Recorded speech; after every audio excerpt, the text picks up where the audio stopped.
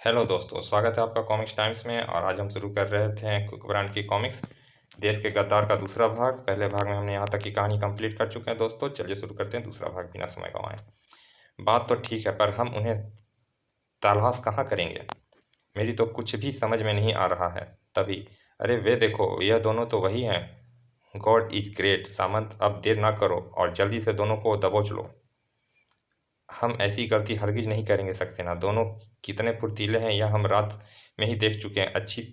अच्छा तो यह होगा कि तेजा साहब को खबर करके कुछ और आदमी बुला लिया जाए। ठीक है, ऐसा ही करते हैं। कुछ देर बाद, हेलो तेजा साहब, मैं सक्सेना बोल रहा हूँ। वह दोनों व्यक्ति हमें नज़र आ गए। आप फौरन कुछ आदमियाँ भेजिए। पोजीशन बताओ। वह इस समय एमजी रोड पर हैं। आगे सिविल लाइन शुरू हो जाती है, जहाँ रक्षा मंत्री का बंगला है। मेरे ख्याल से वो वहीं जा रहे हैं। ठीक है, मैं राजा राजा को कुछ आदमियों के साथ भेज रहा हूँ। अगर वह पोजीशन बदले तो तुम 3 नंबर पर राजा को रिपोर्ट देना। ओके। कुकबरान और मोटू रक्षा मंत्री के बंगले से लगभग 50 गज पहले ही रुक गए। यह तो कोई नज़र नहीं आ रहा है। रक्षा मंत्री का बंगला है, वह लोग खुलेआम नहीं खड़े हो सकते हैं। वे यहीं कहीं छुपे बैठे होंगे। फिर क्या किया जाए, यही तो सोच रहा हूँ। मेरा ख्याल से होटल चलकर आराम करते हैं, फिर किसी समय आएंगे। ठीक है, चलो। दोनों वापस जाने के लिए पलटे ही थे कि 2 कारें उनके करीब आकर रुकी। खतरा, भाग मोटू, खबरदार, एक कदम भी उठाया तो गोलियों से भून दिए जाओगे। दो के हाथों में स्टेनगन देखकर कुकबरान और मोटू को भागने का इरादा त्याग देना पड़ा। तलाशी लो इनकी। 2 व्यक्ति आगे बढ़कर उनकी तलाशी लेने लगे। इनके पास रुपए और इस चाबी के अलावा कुछ नहीं मिला। कागजात कहाँ हैं डिसुम? ओह, ठहरो सक्सेना, हम खुले सड़क पर हैं। सामने रक्षा मंत्री का बंगला भी है। यहाँ रुकना ठीक नहीं है। ठीक है, इन्हें 2 नंबर अड्डे पर ले चलते हैं। वहीं इनका मुंह खुलवाया जाएगा। अगले ही पल तड़ाक तड़ाक दोनों बेहोश हो गए। होश आने पर उन्होंने अपने आप को कुर्सियों पर बंधा पाया। अब क्या होगा बॉन्ड भैया? होगा क्या? हमारी सेवा की जाएगी। बिल्कुल ठीक अंदाजा लगाया है तुमने। वैसे अगर तुम चाहो तो सेवा से बच सकते हो। अरे नहीं भैया, हम ऐसे निष्ठुर नहीं हैं कि मेजबान की सेवा करने का अवसर भी ना दें। जैसी तुम्हारी मर्जी। सामंत और सक्सेना, इन दोनों की सेवा आरंभ करो। अगले ही पल ढिशुम ढिशुम। उफ 10 मिनट तक यह काम जारी रहा। अब क्या विचार है? काम कागजात का पता बताओगे या कुछ और सेवा सत्कार करवाया जाए? ज़्यादा मज़ा नहीं आया। ऐसी सेवा तो हमारी रोज ही हुआ करती है। और नहीं तो क्या। फार्मूला नंबर 2 का इस्तेमाल करो। सामंत और सक्सेना ने कुकबरान और मोटू को जांघों में चाकू से चीर डाला। नहीं। फिर वो घावों पर नमक मिर्च छिड़कने लगे। हा हा, अब तो मज़ा आ रहा होगा ना? पहले से अच्छा है, पर ज़्यादा नहीं। कुछ और कोशिश करो। सलाखें दहकाओ। 10 मिनट बाद, ओह, मारे गए। दहकती हुई सलाखें उनके घाव पर लगाई गई थी। बता दो कागजात कहाँ छुपाए हैं, वरना इस बार सलाखें तुम्हारी आंखों में घुपी जाएगी। तुम कुछ भी कर लो गद्दारों, मगर हमारा मुंह नहीं खुलवा पाओगे। ठीक है, फाड़ दो इनकी आंखें। सक्सेना और सामंत दहकती हुई सलाखें लेकर उनकी ओर बढ़ने लगे। आंखें आंखें इंसान के लिए सबसे बड़ी नेमत है। बेकार के कागजातों के कारण इन्हें क्यों गंवाते हो? नेमत है। आंखें इंसानों के लिए सबसे बड़ी नेमत है। बेकार के कागजातों के कारण इन्हें क्यों गंवाते हो? वह कागज देश की अमानत है कमीने, और देश के लिए हम आंखें तो क्या जान भी दे सकते हैं।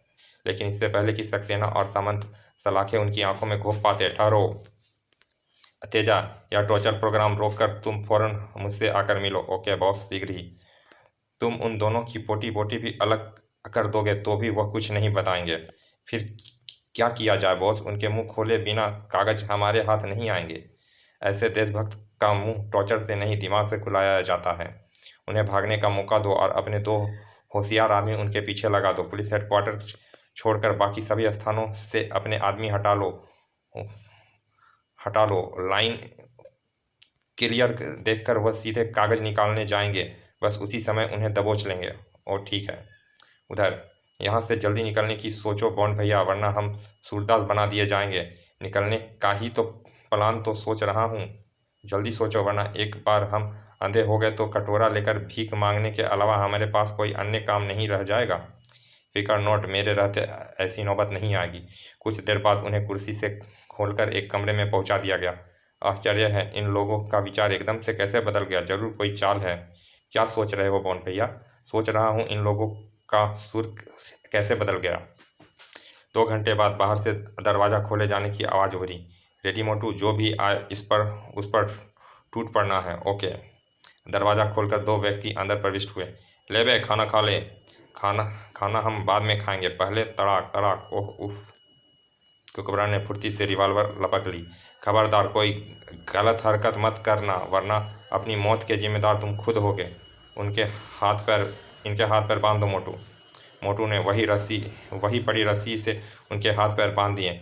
यहाँ पर कितने लोग हैं? हमारे अलावा कोई नहीं है। तुम्हारा बॉस कौन है? पता नहीं, हमने उसे आज तक नहीं देखा। उनसे कुछ और सवाल पूछकर उन्हें बेहोश करके कुकबरान और मोटू उस इमारत से बाहर आ गए। हम तो बड़ी आसानी से बाहर आ गए, यही बात तो मेरे जासूसी दिमाग में खटक रही है। कुछ देर बाद, ओह तो यह चक्कर है। कैसा चक्कर? 2 व्यक्ति हमारा पीछा कर रहे हैं। कहाँ? पीछे मुड़कर मत देखना, उन्हें शक नहीं होना चाहिए कि हमें पीछे किए जाने का शक हो गया है। हम उन्हीं की चाल से उन्हें मात देंगे। दोनों सीधे अपने होटल पहुंच गए। पीछा करने वाले ने उनका अभी भी पीछा नहीं छोड़ा था। क्या कर रहे हैं? बिस्तर पर लेटे हैं। मैं यहाँ निगरानी कर रहा हूँ, तुम नीचे जाकर किसी फ्लोर पर इनके अगल बगल या सामने वाला कमरा बुक कर लो। रात में सोना मत, सिर्फ नाटक करना है। उधर बाहर हम बेकार में समय बर्बाद कर रहे हैं। वो दोनों फिर से सो गए हैं, क्यों ना हम भी थोड़ी देर आराम कर लें। ठीक है, सुबह तेजा साहब को रिपोर्ट देंगे। उधर आधी रात को आहिस्ता से आहिस्ता से जरा सी आहट ना हो, कुकबरा ने कमरे की खिड़की खोली और लाइलॉन की डोरी नीचे लटका दी।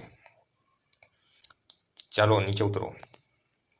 दोनों नीचे उतरे और तेजी से उस ओर चल दिए जहां उन्होंने कागजात छुपाए थे। जब वो कमरा खाली पाएंगे तो अपना सिर पीट लेंगे। इसे कहते हैं नहले पे दहला। वह गली ढूंढने में उन्हें 1 घंटा लग गया। कागज लेकर वह सीधा रक्षा मंत्री के बंगले पहुंचे। शाबाश, तुम दोनों ने बहुत बड़ा काम किया है। देश को हमेशा तुम पर गर्व रहेगा। और कागज उन्हें सौंप दिया। प्रोफेसर नागराजन गद्दार है सर, आप उसे अरेस्ट करवाइए। हम चलकर उस गद्दार का पता लगाते हैं जो बॉस कहलाता है। ठीक है। वहां से कुकबरान और मोटू तेजा सिंह के बंगले पहुंचे। तुम गेट पर नज़र रखो, मैं टेलीफोन लाइन टेप करने का इंतजाम करता हूँ। सुबह के 4 बजे थे, तभी तेजा सिंह को फ़ोन की घंटी बज उठी। टिन कुछ पलों बाद, हेलो, तेजा स्पीकिंग। मैं राघव बोल रहा हूँ। तेजा साहब, गजब हो गया, कुकबरान और मोटू हमें डोज दे गए। वाट, फिर तुम दोनों आखिर वहाँ कर क्या रहे थे? इसमें हमारी कोई गलती नहीं है तेजा साहब। कुछ देर पहले मेरी आंखें खुली तो मैंने कमरे में झांककर उनका बिस्तर खाली था। हम मास्टर की मदद से दरवाज़ा खोलकर अंदर घुसे तो पता चला कि वह खिड़की के रास्ते फरार हो गए थे। कहकर उसने पूरी बात बता दी। तुम दोनों फौरन होटल छोड़ दो और किशन व राघव को फ़ोन कर दो कि वे वह इमारत खाली कर दे जिसमें उन्हें रखा गया था। मैं बॉस को फ़ोन करता हूँ। ठीक है। बॉस को फ़ोन करते तेजा सिंह ने पूरी बात बता दी। लगता है तुम सबकी मौत आ गई है, फ़ौरन मुझसे आकर मिलो। Okay boss. आधे घंटे बाद, यह क्या है बॉस? तुम्हें मारना ज़रूरी है तेजा, क्योंकि तुम मेरी असलियत से वाकिफ़ हो और कुकबरान व मोटू का ध्यान तुम्हारी ओर जरूर जाएगा। तुम्हारी वजह से वह किसी भी समय मुझ तक पहुंच सकते हैं। ऐसा नहीं होगा बॉस, मैं इसी समय शहर छोड़ दूंगा। शहर छोड़कर क्या करोगे तेजा? मैं तो तुमसे दुनिया ही छोड़वा दे रहा हूँ। इससे पहले कि बॉस तेजा पर फायर करता, ढाएं। ओह, तुम्हारा खेल खत्म हो गया, रिटायर्ड कर्नल बलबीर सिंह। अगले ही पल रक्षा मंत्री कुछ गार्ड के साथ अंदर प्रविष्ट हुआ।